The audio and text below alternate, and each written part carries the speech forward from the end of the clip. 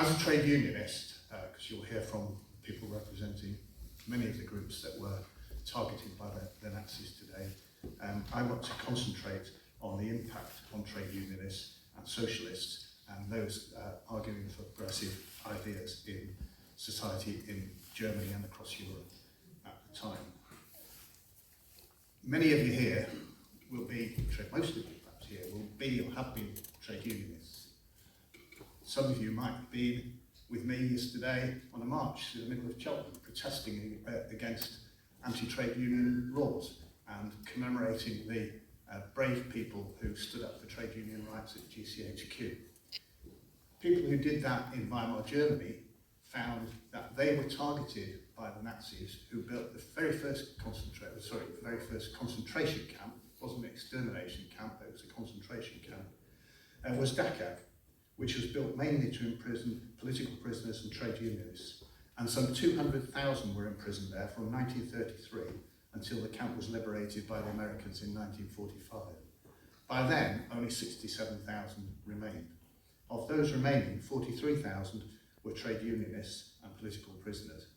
And of those, 22,000 were Jewish, because of course, the groups that we're talking to you about today are not mutually exclusive.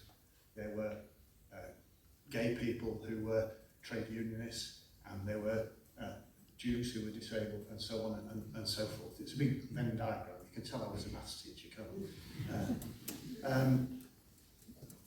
The call, when I was growing up, immediately after the war, the call for it must never happen again was one which people thought they might enact just as after the First World War.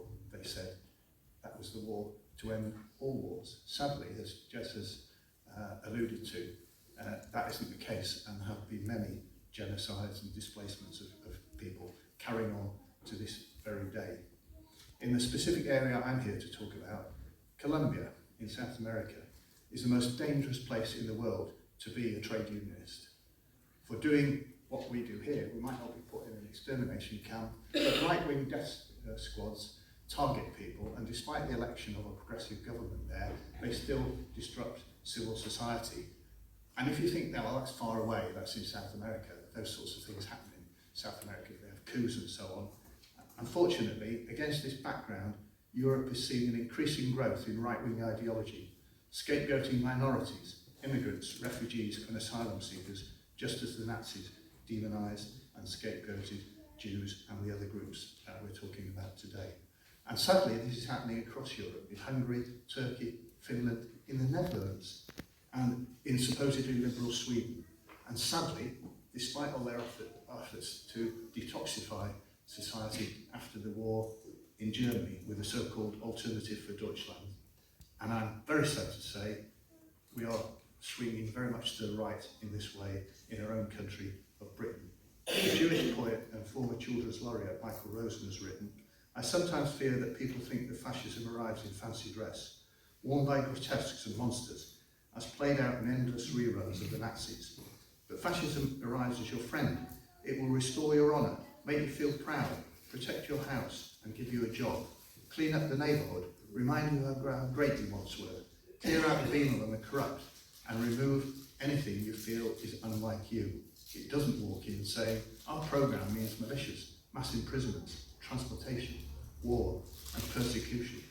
And indeed here in Britain today, we have prominent politicians demonising refugees fleeing from conflict, wishing to deport them to a country from which we actually take asylum seekers, despite their rights to seek asylum here, and keeping them constrained without freedom of movement.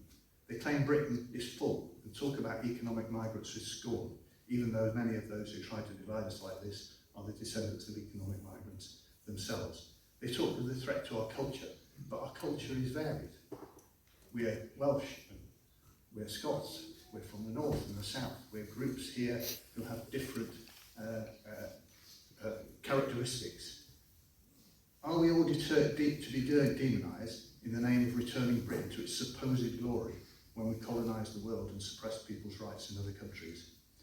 When they take away the right to protest peacefully, constrain the right to strike, plan to criminalise rough sleeping instead of eliminate it, hyper-legislator with their own elected friends in return for favours, and demonise the media as woke, how far along the road are we to more extreme persecution? As Michael Rosen said, can I read this? Fascism doesn't walk in sync. Our programme means militia, mass imprisonments, transportations, war, persecution. So let us be vigilant. Let us oppose the move to the far right here in Europe and in every other country in the world, however dear it is to our hearts. And let us do all we can to end conflict, the deaths of innocent men, women and children. And let us work for peace so people can cohabit in harmony and mutual respect. I suggest that only if we call for peace and tolerance can we truly honour the memory of those who died and suffered so cruelly, needlessly and wastefully in the Holocaust.